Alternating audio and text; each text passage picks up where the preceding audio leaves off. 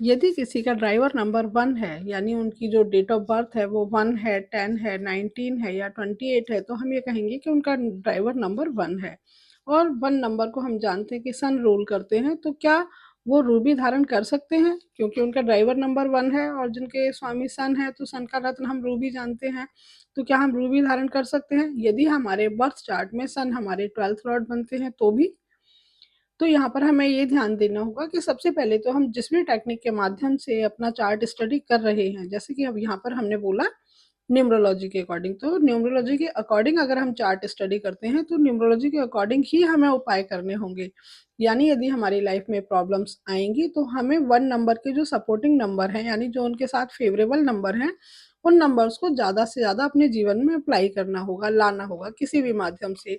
चाहे हम मकान नंबर की बात करें, चाहे हम गाड़ी के नंबर की बात करें, हम मोबाइल नंबर की बात करें या किसी भी तरीके से जैसे हम नंबर्स लेते हैं, हम कोशिश करें कि हम उनके जो फेवरेबल नंबर हैं, उन्हीं को अपनी लाइफ में लाएँ। यहाँ पर हमें ध्यान देना है कि अगर हम अपने बर्थ चार्ट की बात करें, तो वहाँ पर जो उपाय बताए गए हैं, हम वहाँ पर उनको करेंगे। तो दूसरा प्रश्न ये है कि क्या अगर सन मेरे 12th लॉर्ड होते हैं, तो क्या मैं उनका रत्न धारण कर सकता हूँ? तो यहाँ पर हम रत्न हर उस प्लैनेट का धारण कर सकते हैं जो प्लैनेट हमारे लग्नेश के लिए फ्रेंड है। यानी एक अगर अच्छा प्लैनेट है, शुभ प्लैनेट है, तो हम उसका रत्न धारण कर सकते हैं। सिर्फ़ इस आधार पर ये कह देना कि वो हमारी कुंडली का 3rd लॉर्ड है, 6th लॉर्ड है, 8th लॉर्ड है या 12th लॉर्ड है, जिन्हें कि हम अपने मैलेफिक हाउसेस मानते हैं, उन हाउसेस के स्वामी होने के आधार पर हम उन्हें अवॉइड नहीं कर सकते हैं।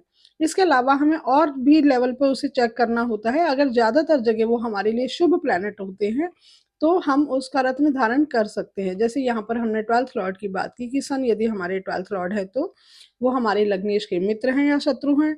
वो हमारे तारा चक्र के अकॉर्डिंग अशुभ तारा में प्लेस्ड है या नहीं है? अशुभ तारा के स्वामी है या नहीं है?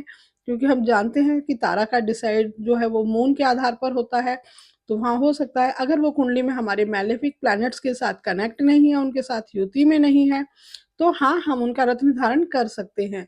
लेकिन हमें ये ज़रूर ध्यान रखना होगा कि उस हाउस से कहीं न कहीं हमारा कनेक्शन जुड़ जाएगा। यदि आप विदेश जाना चाहते हैं, विदेश के साथ किसी भी तरह का या विदेशी चीज़ों से संबंधित कोई काम करना चाहते हैं, तो आपके लिए उनका रत्न धारण करना अच्छा है। ऐसे ही यदि 8th लॉर्ड की हम बात करें या 6th लॉर्ड की हम बात करें, तो अगर वो प्लैनेट आपके लग्नेश के फ्रेंड हैं, शुभ ग्रह हैं, शुभ ग्रहों की युति में आपके चार्ट में वो प्लेस्ड हैं, किसी मैलेफिक तारा से उनका कोई कनेक्शन नहीं आता है, तो आप उनके रत्न भी धारण कर सकते हैं, बशर्ते आप उस हाउस से जुड़कर कुछ काम करें। जैसे